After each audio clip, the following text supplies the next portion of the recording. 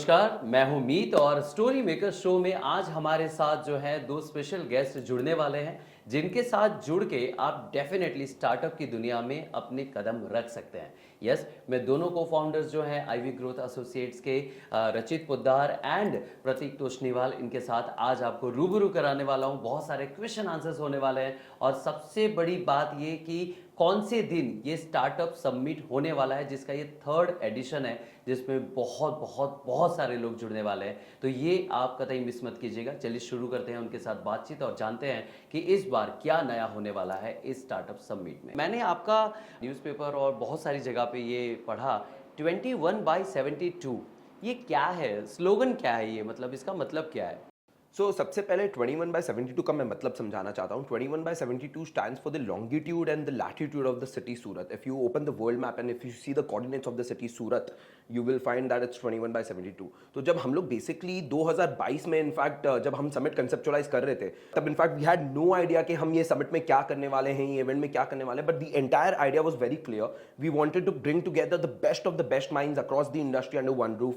We wanted to invite incubators, accelerators, venture capital funds, startups, सब एक roof में हम लोग लेके आना चाहते थे ताकि कोलैबोरेशंस हो, फंड रेजिंग हो, ब्रांड एक्विटी डेवलप हो, मार्केटिंग हो। तो हेंस हमने सोचा कि यार एक 3 दिन का बहुत बड़ा समिट करना चाहिए। इनफैक्ट राइट, हमने इवेंट का डेट सोचा कि मिड जून में हम लोग को करना चाहिए। उससे 50 दिन पहले जाके हमने पूरा इवेंट प्रॉपर्टी बुक कर दिया है विथ नो आइडिया कि what's gonna happen, what is the event flow gonna look like, but the vision was very clear कि यार हम लोग को best of the best industry folks लेके आने हैं, स्टार्टअप्स लेके आने, and that's how we were able to curate the summit. And because obviously Surat being one of the fastest growing cities, one of the richest cities in India, and having so much capital, so much talent, we thought ki Surat is poised to break through in the entire startup ecosystem.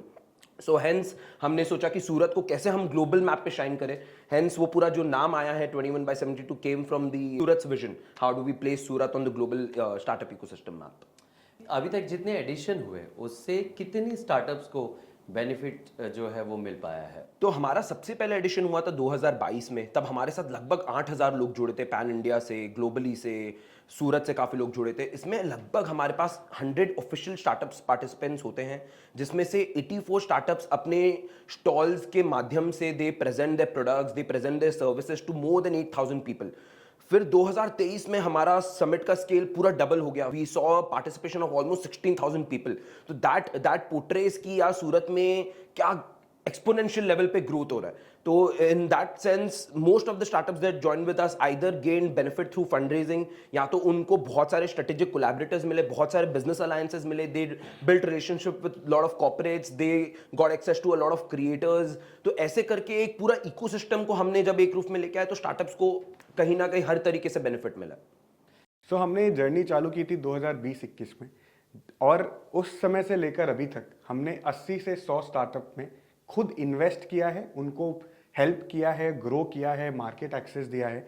और हमारा ये vision है कि हम 5 से 7 सालों में करीबन 500 स्टार्टअप्स को हेल्प और मोटिवेट करें और उन यंग एंटरप्रेन्योर्स को मौका दें कि आप आइए और हमें बताइए आपका आइडिया क्या है, और अगर आप मेहनत करने के लिए रेडी हैं तो हम आपको फंडिंग देने के लिए रेडी हैं. वेल, आपकी बात बहुत ही प्यारी थी और इस बात के साथ सहमत होते हुए अब मैं जानना चाहता हूं कि ये जो वेंचर कैपिटलिस्ट है, वीसीज जो हैं, उनके बारे में बहुत सारी चीज़ें लोग जानते हैं, समझते हैं, पर 21/72 जो है उसमें इस बार कौन कौन सी चीज़ें चाम है, यूँ कह सकते हैं कौन से प्रोमिनेंट स्पीकर्स जो हैं वो जुड़ने वाले हैं, उसके बारे में कुछ हमें बताइए. लास्ट सीजन में जैसे कि बहुत सारे लोग बहुत एक्साइटेड थे कि यार आप किसको ला रहे, तो हमने अमन गुप्ता और गजल अलग को लाया था, जो कि शार्क से, जो बहुत अच्छे पैमाने में काम कर रहे हैं एंटरप्रेन्योर्स के साथ. लेकिन उन एंटरप्रेन्योर्स को भी लाया था जिन्होंने धंधा बनाया और अपने बिजनेस को बेचा, जैसे कि डॉक्टर वेलुमिनी जो थायरो केयर के फाउंडर थे, उसके बाद डॉक्टर अर्जुन वैद्य, उसके अलावा सार्थक आहूजा. और ये हमारे ऐसे क्लोज लोग बन गए कि ये हमारे सब एडवाइजरीज में हैं. तो मैं अर्जुन सबको जब फ़ोन करता हूँ तो अर्जुन बोलते हैं सर हमें मालूम है कि जून के मिड हमें सूरत आना है, और उनके कैलेंडर्स नेक्स्ट 10-15 सालों के लिए ब्लॉक्ड है. तो उस तरीके से अर्जुन वैद्य, गूगल, इस बार हमने बहुत कोशिश की कि गूगल माइक्रोसॉफ्ट के लोगों को कैसे जोड़े जो कि इंडिया लेवल पे अपना काम देखते हैं. उसके अलावा हमने कोशिश की है कि हम शार्क्स के पास भी पहुँचें जिन्होंने बिजनेस बना के और इन एंटरप्रेन्योर्स को इनकरेज कर रहे हैं. तो बड़े से बड़े लोग जिन्होंने धंधा बनाया और जो इन्वेस्ट कर रहे हैं वो तो आ ही रहे हैं, लेकिन साथ में वो लोग भी आ रहे हैं जो इन सब से सीख के कहीं ना कहीं कोलैबोरेट करना चाहते हैं। तो आप ये मानिएगा कम से कम 800 से 1000 ऐसे एंटरप्रेन्योर्स आ रहे हैं जिन्होंने धंधा या तो बनाया है या वो बना रहे हैं। 2022 में जब पहला सीजन था तब we had a participation, official participation from 20 venture capital firms. फिर 2023 में we saw an upsurge with almost 100 official venture capital funds joining us, not just from India, pan India से तो बैंगलोर, दिल्ली, बॉम्बे, काफी जगह से हमारे साथ वेंचर कैपिटल फंड्स जुड़े। बट हमने दुबई से काफी सारे इन्वेस्टर्स को लेके आए, हम यूएस से इन्वेस्टर्स को लेके आए, हम सिंगापुर से इन्वेस्टर्स को लेके आए। So the vision was very clear कि हम लोग को best of the best investors लेके आना है, and we want to give them access to some promising companies not just in Surat, Gujarat but also pan India. क्या बात है। सो इंडिया से लगभग 100 वेंचर कैपिटल फंड्स सूरत आने वाले हैं इस इवेंट में, और हमारे साथ आज तक खाली इंडिया नहीं ग्लोबल से भी फंड्स जुड़ रहे हैं। तो यूएस से हैं, सिंगापुर से है, यूएई से हैं। तो ये हमारा एक हमेशा एफर्ट रहता है कि हम इसको सिर्फ और सिर्फ भारत सेंट्रिक ना बना के ग्लोबल सेंट्रिक बनाएं और भारत के इस छोटे से शहर में एक धमाका करें। और ये आप सोच सकते हैं कि लास्ट ईयर 100 थे, इस बार हम उम्मीद कर रहे हैं कि 125 से 150 फंड्स सूरत आएंगे। वाह क्या बात है। कौन सा सेक्टर है जिसने सबसे ज़्यादा फंड अपनी ओर एब्जॉर्ब किया, खींचा, और अब आने वाले समय में कौन सा सेक्टर है जो आपको लगता है बूमिंग है, इसमें इन्वेस्ट किया तो मतलब व्यारे न्यारे हो जाएंगे? सो ये हमेशा एक डिस्कशन रहता है कि कौन सा सेक्टर अब अच्छा चलेगा। तो हमारा ये मानना है कुछ साल पहले तक फिनटेक्स या टेक्नोलॉजी बिजनेसेस पे बहुत पैसे लग रहे थे। उसके बाद आया एजुकेशन सेक्टर और इलेक्ट्रिक व्हीकल जो कि बहुत चला। अब हमें लगता है कि आर्टिफिशियल इंटेलिजेंस और एग्रीकल्चर ये ऐसा सेक्टर है जो बहुत ग्रो करेगा। हमारी कुछ कंपनियां हैं जिन्होंने बहुत अच्छा किया है लास्ट कुछ सालों में। तो हमें ऐसा लगता है कि नेक्स्ट 10 सालों में जो आईपीओज आएंगे वो artificial intelligence, agriculture business related आएंगे। So I think sector से ज़्यादा मैं बोलूँगा any business should have an element of tech to it. Once you sort of combine the element of tech into any traditional business, be it an education business, an agriculture business, finance business, जब उसमें tech combine हो जाता है तो वो business की potential altogether different बन जाती है, उसकी scalability potential different बन जाती है, and they are able to capture a larger market share, not just in India but also build products for global. So I think in terms of sectors, there have been many interesting sectors over the past couple of years that we've seen, right from EV, या हम energy sector में देखते हैं, हम agri take में देखते हैं, हम फिनटेक में देखते हैं। तो in fact we as Ivy growth associates as a company we invested in more than 100 startups.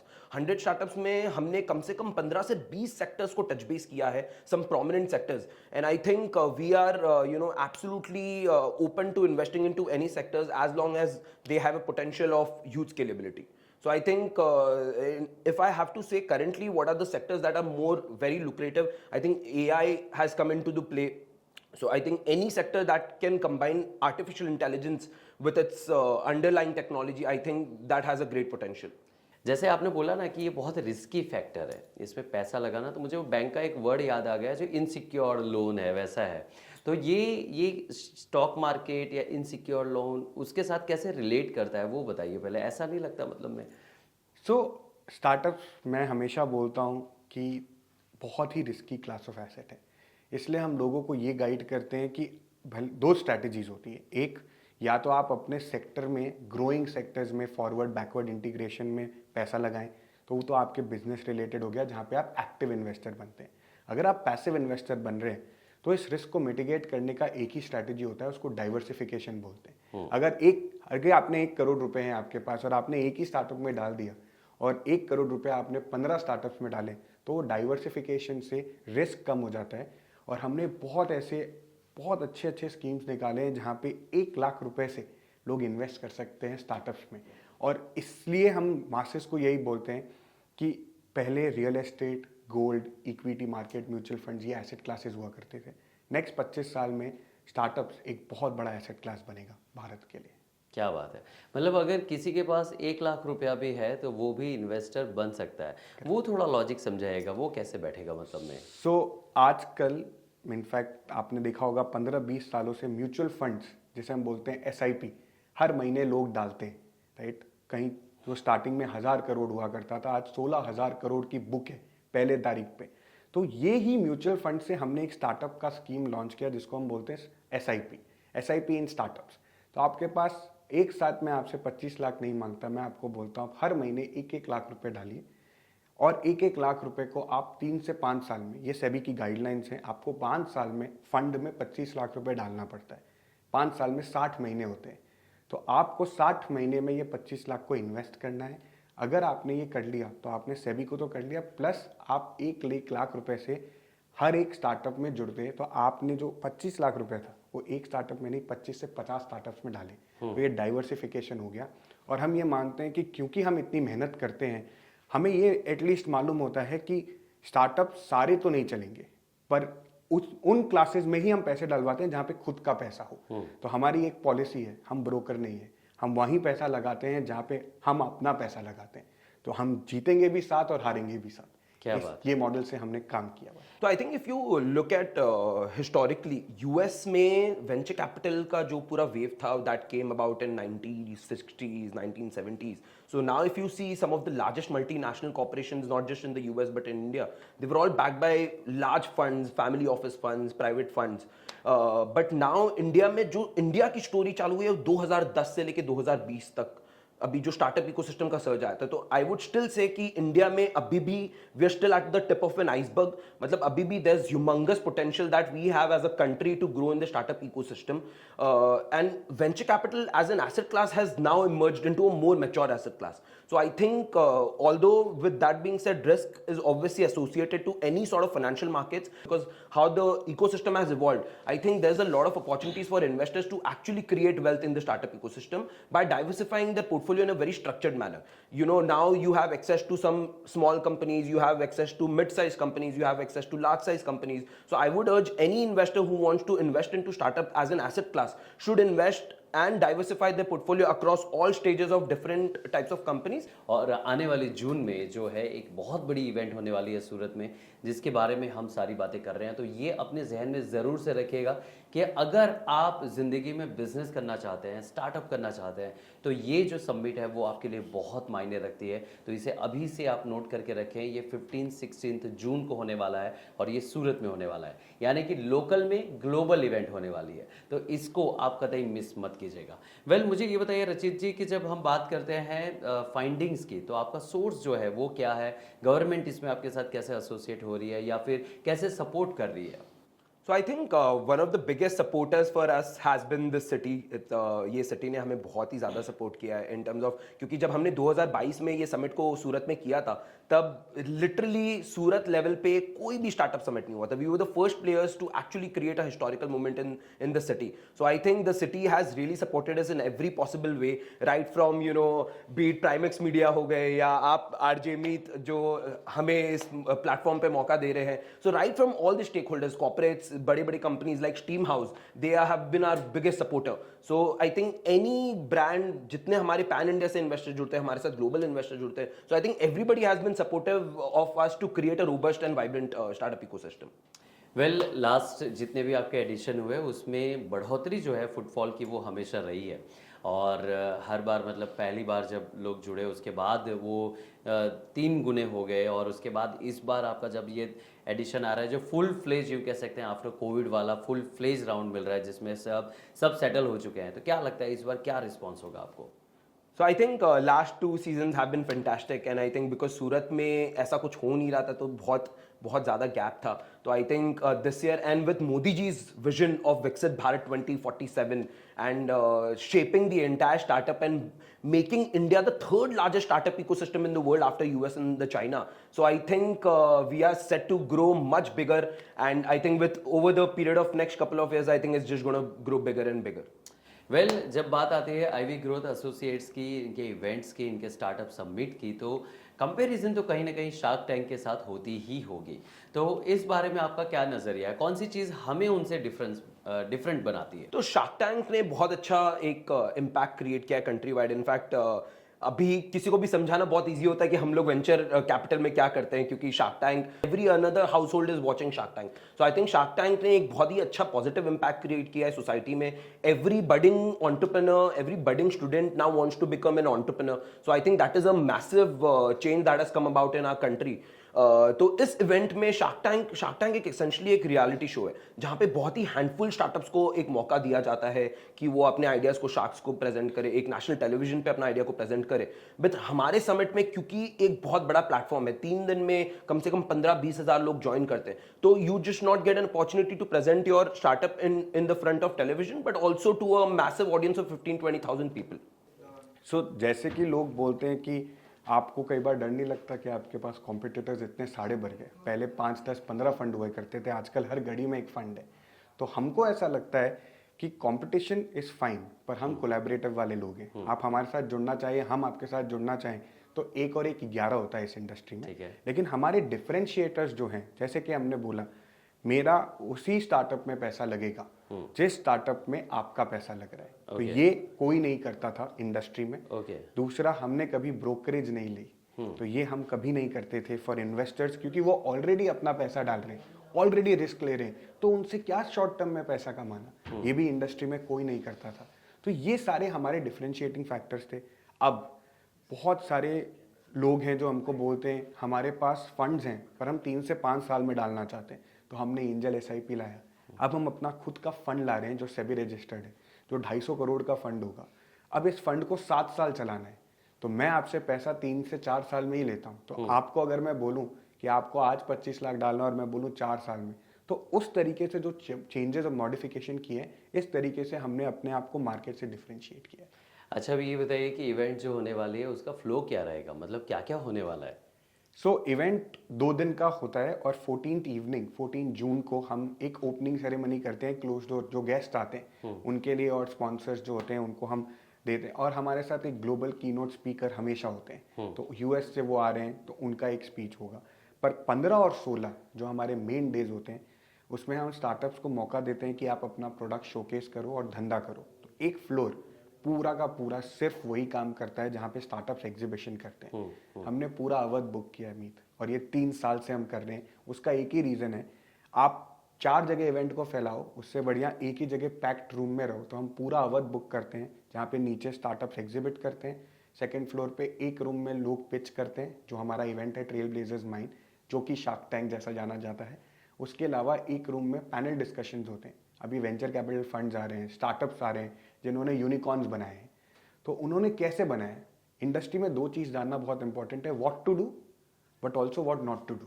तो वो हम पूरा एक सेशन लेते हैं उस पर, जहाँ पे पैनल डिस्कशंस होते हैं।